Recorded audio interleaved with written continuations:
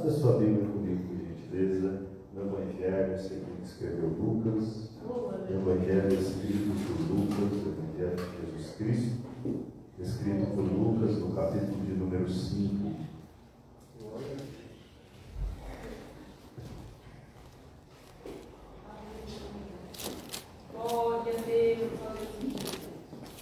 Evangelho escrito por Lucas, capítulo de número 5.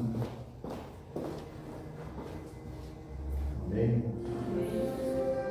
Versículo de número 17. Diz assim a palavra do Senhor. E aconteceu que em um daqueles dias estava ensinando, e estavam ali assentados fariseus e doutores da lei, que tinham vindo de todas as aldeias da Galileia e da Judéia e de Jerusalém. E a virtude do Senhor estava com ele para curar. E eis que uns homens transportavam numa cama um homem que estava paralítico e procuravam fazê-lo entrar e pô-lo diante dele. E não achando por onde o pusessem levar, por causa da multidão, subiram ao telhado e por entre as telhas o baixaram com a cama até o meio diante de Jesus. E vendo-lhes a fé, Jesus disse ao paralítico: homem, os teus pecados te são perdoados. E os escribas e os fariseus começaram a razoar, dizendo: quem é este que diz blasfêmias? Quem pode perdoar pecados senão Deus? Jesus, porém, conhecendo os seus pensamentos, respondeu e disse-lhes: que arrazoais em vosso coração? Qual é mais fácil, dizer: os teus pecados te são perdoados, ou dizer: levanta-te e anda?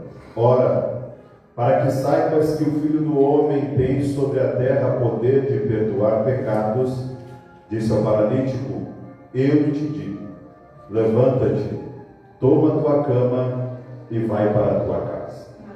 E levantando-se logo diante deles e tomando a cama em que estava deitado, foi para a sua casa glorificando a Deus. E todos ficaram maravilhados e glorificaram a Deus e ficaram cheios de temor, dizendo: hoje vimos prodígios. Amém? Vamos estar sempre por isso.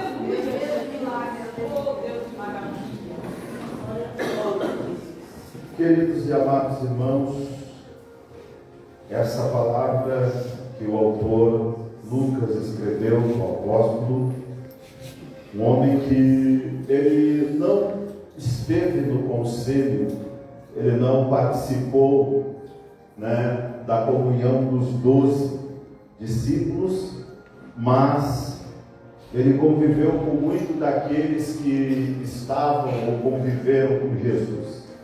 Então, ele pôde escrever esta visão, ou esta revelação da parte de Deus, da parte do Espírito Santo de Deus, para nos informar de detalhes que às vezes não são vistos em Mateus ou Marcos, nem mesmo em João.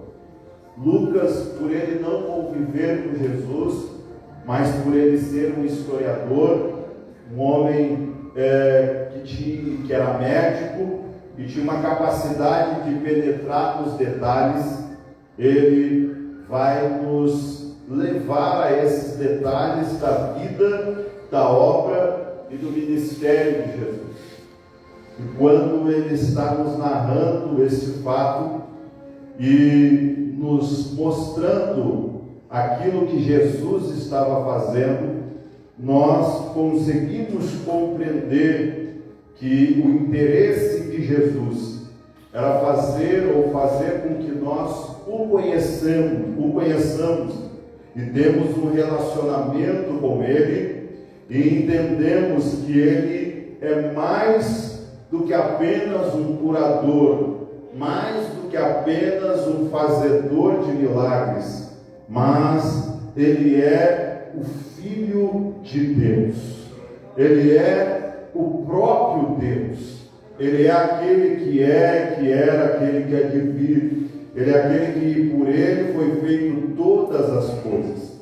Então, quando Lucas está narrando, depois do capítulo 4, que nós podemos voltar um pouco no capítulo 4, Jesus ele vai ser batizado e levado pelo Espírito Santo até o deserto.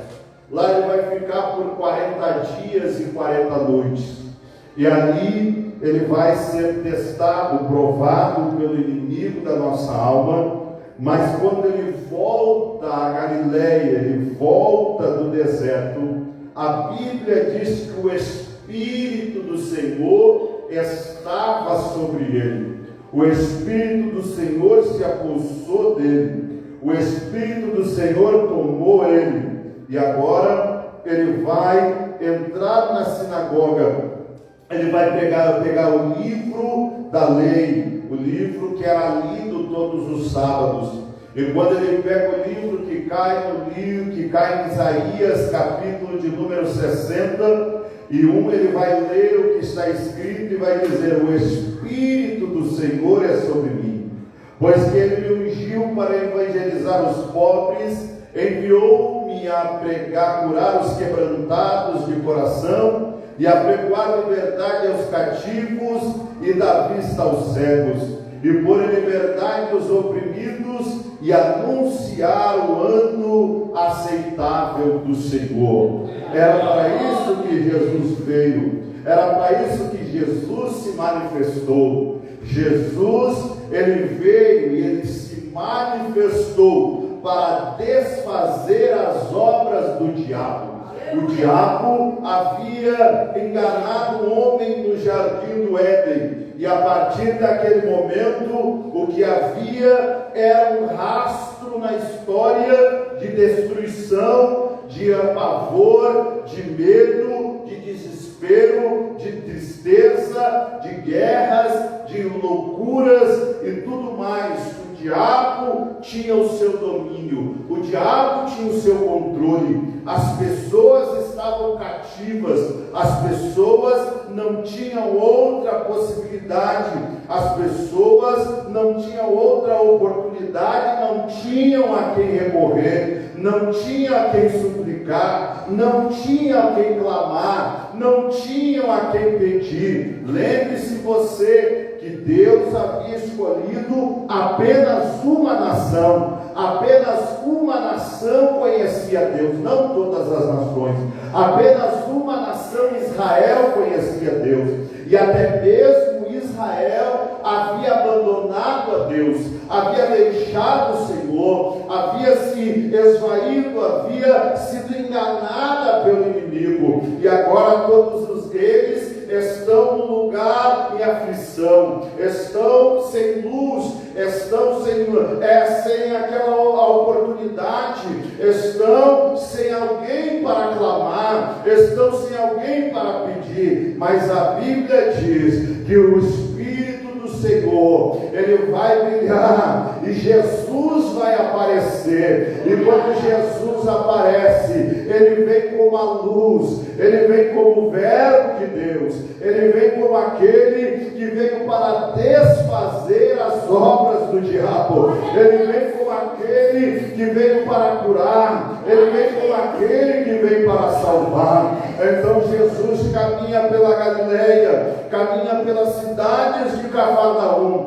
e aonde ele passa, aonde ele chega, com quem ele conversa, com quem ele tem intimidade, com quem ele tem aproximação, de quem ele se aproxima, as pessoas conseguem ver que ali não está apenas um homem comum e normal, mas está aquele que é, e aquele que pode curar, aquele que pode salvar, aquele que pode transformar, aquele que pode mudar a vida, aquele que pode mudar a situação. Homens e mulheres que tiveram contato com Jesus, dependente da sua situação, situação, dependente daquilo que estava, o estado espiritual que estavam, eles foram mudados, eles foram transformados, eles foram tocados no íntimo da sua alma, no íntimo do seu ser, no íntimo do seu coração, e nunca mais eles foram mesmo. E a Bíblia diz, agora o autor Lucas escrevendo, ele diz que a fama de Jesus, ela aumentava. Jesus era famoso, aonde Jesus colocava o pé, a cidade que Jesus chegava, eles já sabiam, aí vem Jesus, aí vem aquele que pode nos salvar, que pode curar, que pode libertar. Jesus, irmão, aonde ele chegava, trazia consigo a graça de Deus. O seu nome é Jesus, porque o anjo disse para Maria, o nome dele se chamará Jesus, porque ele salvará o seu povo dos seus pecados, ele vai libertar o seu povo. Quando Jesus está caminhando por aquelas cercanias, a sua fama já está indo além, a sua fama já chegou na Judeia, a sua fama já correu até a Galileia, a sua fama já entrou nos corredores de Roma, já entrou pelos corredores da cidade de Roma, já entrou pelos corredores dos palácios de Roma. Herodes quer saber quem é Jesus, os grandes querem saber quem é Jesus, os escribas, os fariseus, eles vêm também para ouvir que nova doutrina era aquela, que homem era aquele, como ele poderia fazer aquilo, ele sendo apenas um homem. Mas eu quero lhe dizer uma coisa, que aqueles que creram em Jesus, aqueles que se aproximaram de Jesus, aqueles que buscaram Jesus, eles nunca saíram decepcionados, eles nunca saíram frustrados, eles nunca saíram da presença de Jesus sem ter uma resposta, porque Jesus não despede ninguém vazio. Se você veio buscar a Ele, se você veio adorar a Ele, se você veio louvar a Ele, se o seu coração está aqui e você quer ter um encontro com Ele, pode saber que Ele vai se encontrar contigo, Ele vai ao teu encontro, Ele vai agir em teu favor. Oh, glória a Deus! Oh, glória a Deus! Oh, glória a Deus! Oh, glória a Deus! E acontece que num daqueles dias, Jesus está ensinando, porque Jesus parava para ensinar. Jesus via uma multidão, uma simples pessoa, e Jesus tinha capacidade de parar para ensinar, porque Jesus era um mestre, Jesus era alguém que estava ali para ensinar, Jesus era alguém que estava ali para levar a mensagem do reino, para trazer o reino para a terra. E quando o reino vem com as suas características, e a característica do reino é que não tinha doente no reino. No reino de Jesus não tem doente, no reino de Jesus não tem paralítico, no reino de Jesus não tem demoniado, no reino de Jesus a morte não opera, no reino de Jesus a tristeza não opera, no reino de Jesus a fraqueza não opera. No reino vem, quando o reino vem para fortalecer, o reino vem para dar vida, o reino vem para dar esperança, o reino vem para curar, o reino vem para sarar, o reino vem para transformar, o reino vem, oh aleluia, o reino vem, e ele já chegou aqui, e ele está aqui nessa noite para alegrar. Se você pode adorar, veja, queridos e amados irmãos, no capítulo de número 5 e no final do versículo de número 17 diz: e a virtude do Senhor estava com ele para curar. A virtude do Senhor estava com ele para curar. Isso quer dizer, havia poder em Jesus para curar, havia poder em Jesus para transformar, havia poder em Jesus para fazer milagres, havia poder em Jesus para operar maravilhas, havia poder em Jesus. Mas o que o que nos faz, o que nos distancia disso, o que nos leva para longe disso, o que nos atrai a Jesus e o que nos distancia dele. É a nossa capacidade de chegar nele vendo aquilo que ele pode fazer. É a nossa capacidade de chegar nele não com um olhar de dúvida, não com um coração duvidoso, não apenas querendo ver o que ele tem ou o que ele é capaz de fazer, mas procurando nos relacionar com ele, nos procurando estar com ele, procurando a estar em sua presença. Veja, enquanto há uma multidão cercando, enquanto há pessoas, porque ele está no lugar, e ele está ali em Jerusalém, pessoas de Jerusalém vieram a Galileia, e ele está ensinando, ali estão escribas, ali estão fariseus, ali estão homens da lei que conhecem a palavra, ali tem todo tipo de pessoa que você possa imaginar, e Jesus está ensinando, Jesus está orando, Jesus está pregando, as pessoas estão vendo, mas veja que no decorrer da situação você não ouve nada, mas agora Lucas vai registrar dizendo: uns homens vieram. Eu não sei quantos dias eles caminharam, eu não sei quantos dias eles ficaram na estrada, mas eles vieram de algum lugar, eles saíram da sua casa, eles saíram do seu lar, eles saíram da sua aldeia, e eles vieram com um homem que era paralítico. Eles carregaram o homem. Eu não sei se foi um dia, eu não sei se foi meio-dia, eu não sei se foi uma noite ou duas, mas eles carregaram nas costas um homem que era paralítico, e eles disseram: só tem uma pessoa, só tem alguém, só conhecemos alguém, a fama desse alguém, só conhecemos o nome de alguém, só conhecemos a atitude de alguém, só sabemos alguém que pode fazer, e o nome dele é Jesus de Nazaré. Oh, glória a Deus, oh, glória a Deus. É Jesus de Nazaré. Muitas pessoas procuraram Jesus, muitas multidões procuraram Jesus, mas só quem chegou com a certeza de fé é que recebeu de Jesus algo. A virtude está em Jesus para curar, mas Jesus sempre vai se movimentar por aquilo que a gente acredita. Veja, o cego de Jericó, ele está clamando e dizendo: Jesus, filho de Davi, tem compaixão de mim. Jesus, filho de Davi, tem compaixão de mim. Jesus para o cortejo, a multidão para, Jesus manda chamar o cego e pergunta para ele: o que queres que eu te faça? Queridos e amados irmãos, parece ser uma pergunta retórica, parece ser uma pergunta, parece ser alguma coisa, uma pergunta que ele está tirando um sarro, sei lá,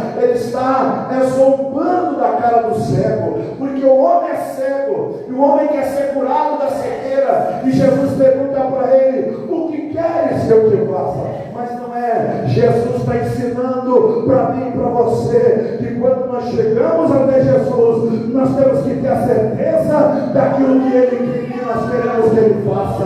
Nós temos que ter a certeza daquilo que Ele pode fazer. Então o cego olha para ele e diz: Jesus, eu quero ficação, eu quero ver, eu quero ter os meus olhos abertos. Jesus disse: pela tua fé, os teus olhos estão abertos. Se tu crê, tu pode ver. Oh, glória a Deus. Jesus está nos ensinando isso, que nós, irmãos, temos que nos aproximar dele com a certeza, não de que apenas ele pode fazer aquilo, mas que ele é capaz, que ele é Senhor, que ele é Deus, que ele é o Filho de Deus, que na mão dele está o controle de todas as coisas. Oh, glória a Deus. Aqueles homens saíram com aquele homem e eles sabiam que tinham que chegar até Jesus. Mas veja, o que nós temos aqui é mostrando que para chegar em Jesus nós teremos que lidar com os obstáculos. Nós teremos que nos dar com os obstáculos da vida, porque até chegar a Jesus, quando eles chegaram na porta da cidade, quando eles estavam se aproximando do cortejo, qual é a primeira noção, a primeira visão que eles têm? Há uma multidão. Quando a Bíblia está nos falando que há uma multidão, ela está falando para mim e para você que há empecilhos para chegar até Jesus. Às vezes os empecilhos estão em nós, às vezes é a nossa incredulidade, às vezes é o nosso coração endurecido, às vezes é a nossa desconfiança do ambiente, do lugar, às vezes a nossa desconfiança de quem está, de quem não está, o que vão pensar de mim, mas nós temos que quebrar essa desconfiança e saber que nós precisamos dele, e o único que pode fazer é ele. Oh, glória a Deus, oh, glória a Deus, aleluia. Você vai ver na Bíblia Sagrada, quando você olha no capítulo de número 8, Jairo é o principal da sinagoga. O que quer dizer isso? Ele é o homem que sabe a Bíblia, ou ele sabe de Gênesis a Malaquias, de trás para frente, de frente para trás. Ele conhece todas as 613 leis, ele sabe dizer de cor. Ele não precisa de Bíblia para te dizer o que está escrito, do chamar até a última lei. Eles têm entendimento, ele tem conhecimento, mas da casa dele há uma menina de 12 anos, é a sua filha, e ela está para morrer. Nem todas as orações que ele fez, nem todos os pedidos a Deus, nem todo o seu conhecimento da letra pode restaurar a saúde da menina, nem todo o dinheiro que ele tinha, nem todos os recursos dele pode sarar aquela menina. Mas lá na praia há uma atmosfera de glória, porque há uma pessoa dizendo, há uma multidão gritando: aí vem Jesus, Jesus está vindo, Jesus pode curar. Aquele homem Jairo, ele sai de casa,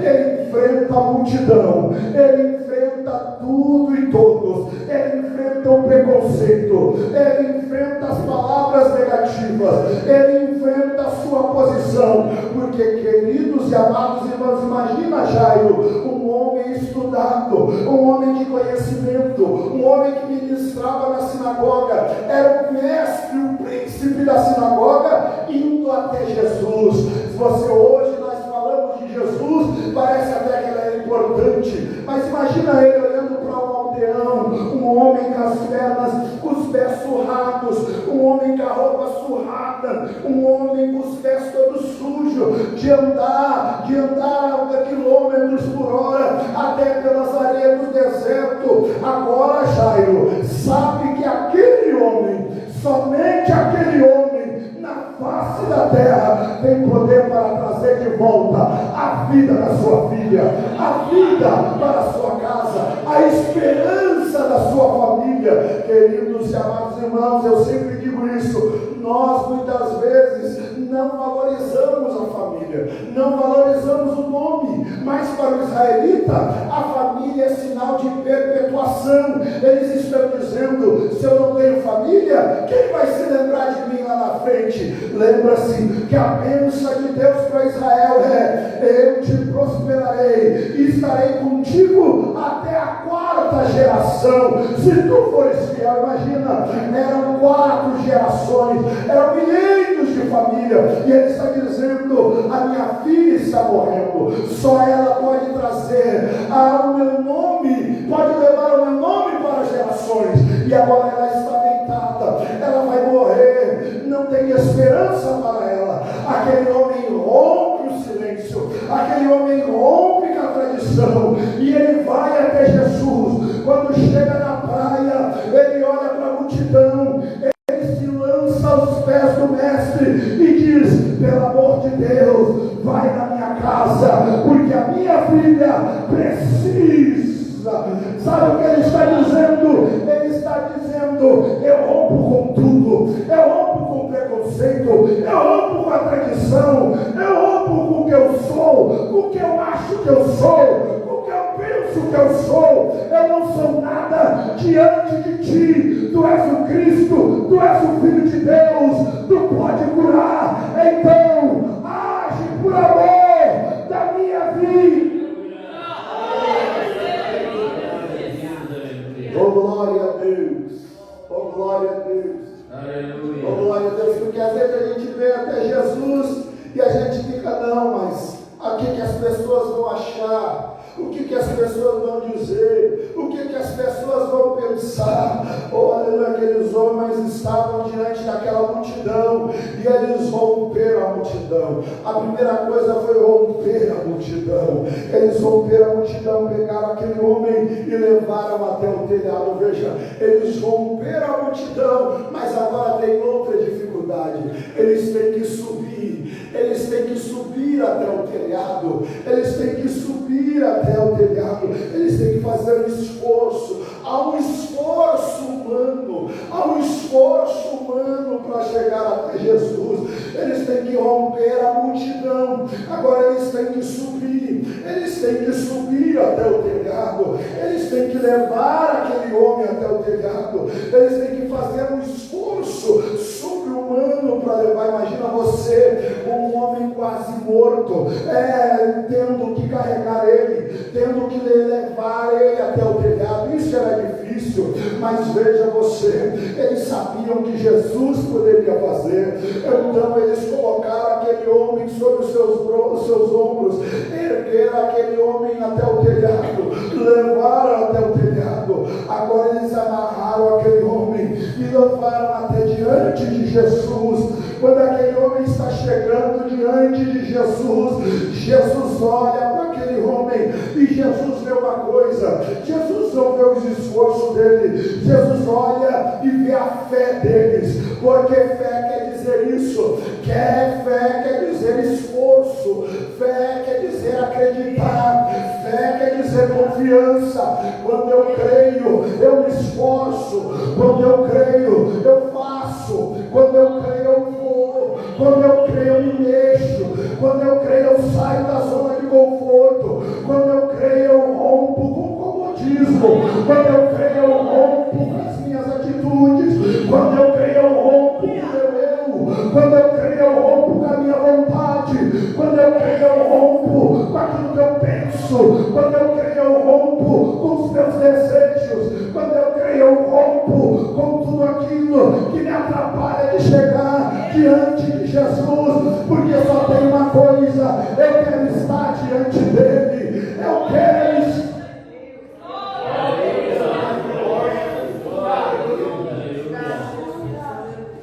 E a Bíblia diz que Jesus viu a fé deles. Oh, glória a Deus. Jesus viu a fé deles e olhou para aquele homem e disse: perdoado estão os teus pecados. Perdoados estão os teus pecados. Aqueles homens não entenderam nada. Os fariseus entraram em parafuso. Os escribas entraram e ficaram doidos. Como pode um homem perdoar pecados? Como pode ele? Como pode esse homem dizer essas palavras? Se só Deus pode perdoar pecados. Só que eles não sabem diante de quem eles estão. Eles estão diante do Filho de Deus. Oh, glória a Deus. Oh, glória a Deus. Ele é homem, mas ele é o Filho de Deus. Ele é homem, mas ele é o Senhor. Ele é homem, mas ele é o Todo-Poderoso. Ele é homem, mas ele é o Verbo de Deus que se fez carne. Ele é a imagem do Deus invisível. Ele é aquele que veio para glorificar a Deus, para exaltar a Deus, para magnificar a Deus, para mostrar a realidade de Deus, a face de Deus em Jesus Cristo está ali diante deles, mas eles não reconhecem. Deixa eu te dizer uma coisa, que tem às vezes muitas coisas que nos atrapalham de ver quem Jesus é, de ver aquilo que Jesus pode fazer. Ele está dizendo, eles estão imitando Deus, eles estão dizendo quem é esse homem, que pode, está dizendo, perdoados estão os teus pecados. Eles não sabem quem Jesus é, eles não têm noção de quem Jesus é, mas Jesus está dizendo para aquele homem, os seus pecados estão perdoados. Ele está dizendo para aquele homem, o teu passado está perdoado. Ele está dizendo para aquele homem, eu estou garantindo o teu presente e o teu futuro está na mão de Deus, porque os teus pecados estão perdoados. Ele ainda não subiu à cruz, ele ainda não tinha morrido, ele ainda não tinha sido sacrificado, ele ainda não tinha ido para o Calvário, mas ele era o Filho de Deus, e ele já sabia no futuro, ele já sabia que ele ia levar os pecados, ele já sabia que sobre ele ia estar o pecado da humanidade, ele já sabia aquilo que João disse: eis aí o Cordeiro de Deus que tira o pecado do mundo. É por isso que ele está dizendo para aquele homem: perdoados são os teus pecados.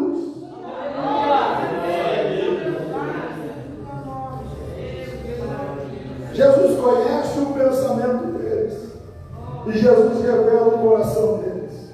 Qual é mais fácil dizer: perdoados são os teus pecados, ou levanta-te, toma a tua cama e vai para a tua casa? Aqueles homens vieram de longe, mas eles tinham uma certeza: se nós chegarmos diante dele, ele pode curar o nosso amigo. Veja que eles não estão fazendo nem para eles, eles estão fazendo para outra pessoa. Eles estão fazendo para alguém que é amigo, mas não é irmão, não tem sangue, não tem parentesco. Eles poderiam dizer: não é nosso parente, a gente só conhece que é amizade, o máximo crescemos juntos. Mas Jesus mostrando nessa história que quando nós temos fé, que quando nós cremos, a bênção do milagre não vai alcançar só a minha casa, não vai alcançar só a minha região, não vai alcançar só o meu quadrado, não vai alcançar só aqui onde eu estou. Não, quando eu creio, quando eu tenho fé, quando eu acredito, a bênção vai alcançar a minha casa, vai alcançar o vizinho, vai alcançar a família, vai alcançar o bairro, vai alcançar a cidade, vai alcançar o país. A bênção, a fé vai alcançar, porque Jesus é capaz de fazer aquilo que ele fez na tua casa, ele é capaz de fazer na tua família, ele é capaz de fazer no teu vizinho, ele é capaz de fazer no teu amigo, ele é capaz de fazer no teu colega de bairro, no teu colega de serviço. A bênção vai alcançar, a bênção começa a alcançar a tua casa e vai alcançar a todos, porque tu crê, porque tu vai na presença de Deus dizendo: eu creio que tu fez aquilo que tu fez na minha vida, faz na vida do meu amigo, faz na vida do meu vizinho, faz na vida do meu parente. Eu creio que tu pode, eu creio que tu é. Essa palavra eu quero.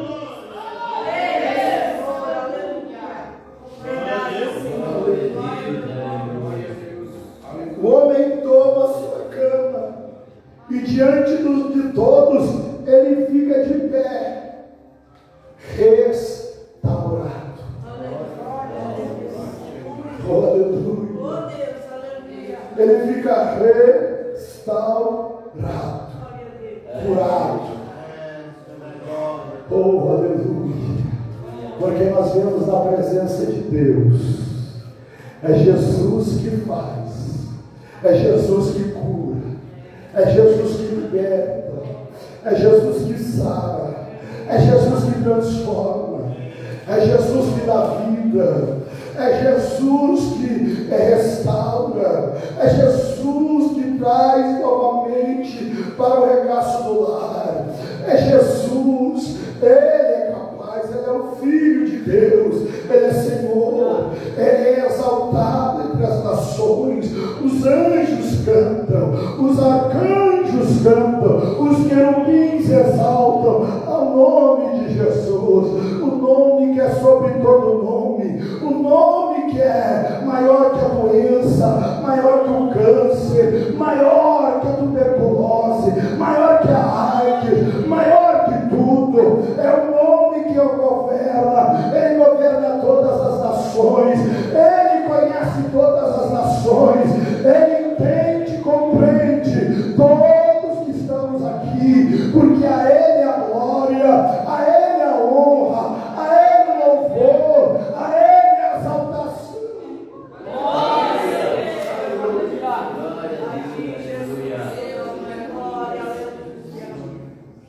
Ele foi para a sua casa glorificando a Deus. Oh, glória a Deus. Glorificando a Deus. Aquele homem sai glorificando a Deus. Aquele homem que havia anos estava deitado naquela cama, agora ele sai glorificando a Deus, exaltando a Deus, magnificando a Deus. Aquele homem que estava distante da sociedade, aquele homem que não tinha vida, aquele homem que não tinha esperança, aquele homem que estava totalmente ao arbítrio, aquele homem que estava totalmente à margem da sociedade, aquele homem que não chegava perto de ninguém, aquele homem que não podia ver a luz do sol, aquele homem que não podia ver, que não tinha esperança de um futuro. Agora ele sai dali, da presença de Jesus, do encontro com Jesus. Ele sai dali, daquele momento com Jesus,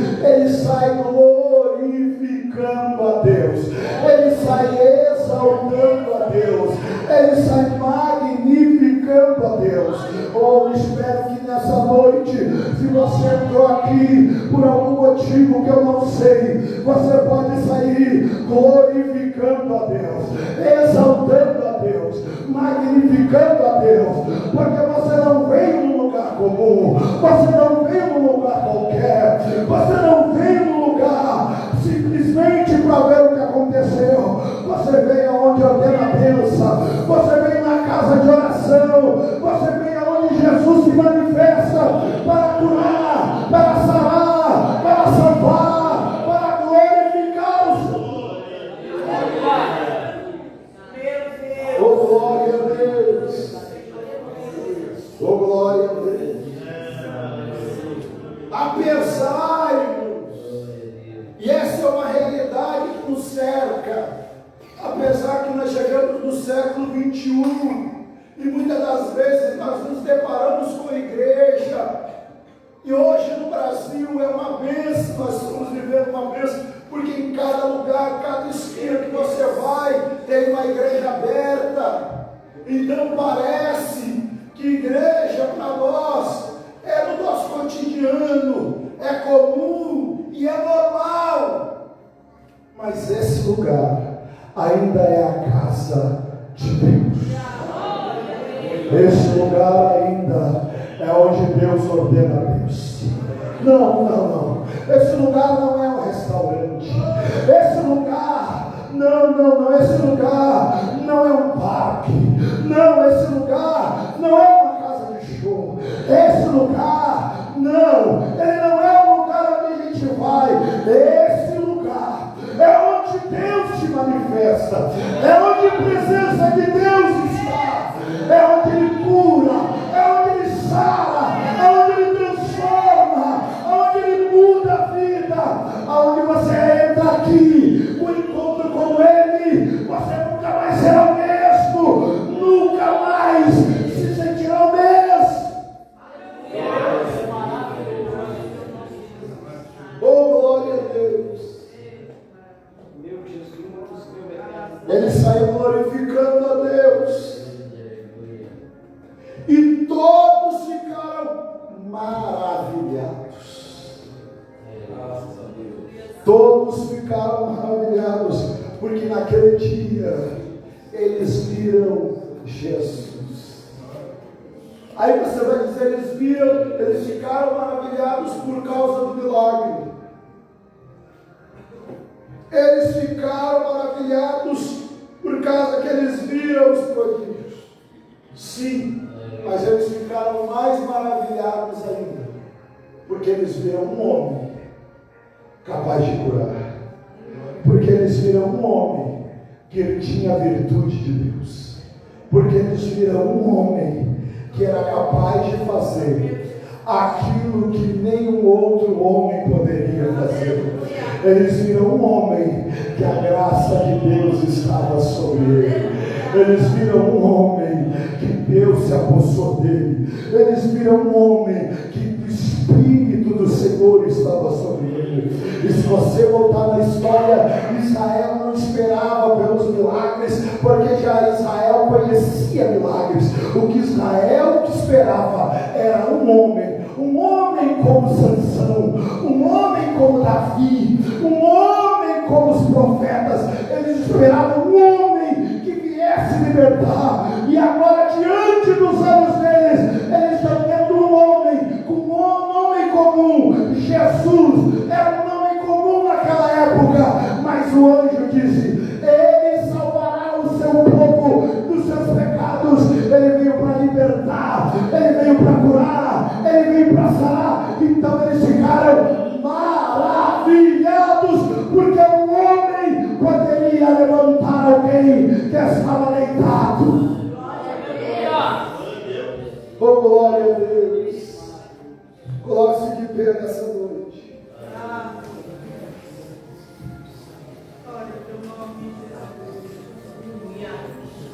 Havia um temor tomou aquele lugar. E eles dizendo: hoje nós vimos prodígios,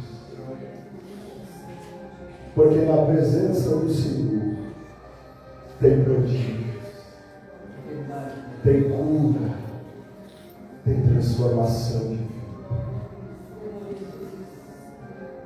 Aquele homem se encontrou com Jesus e a vida dele foi transformada, foi mudada.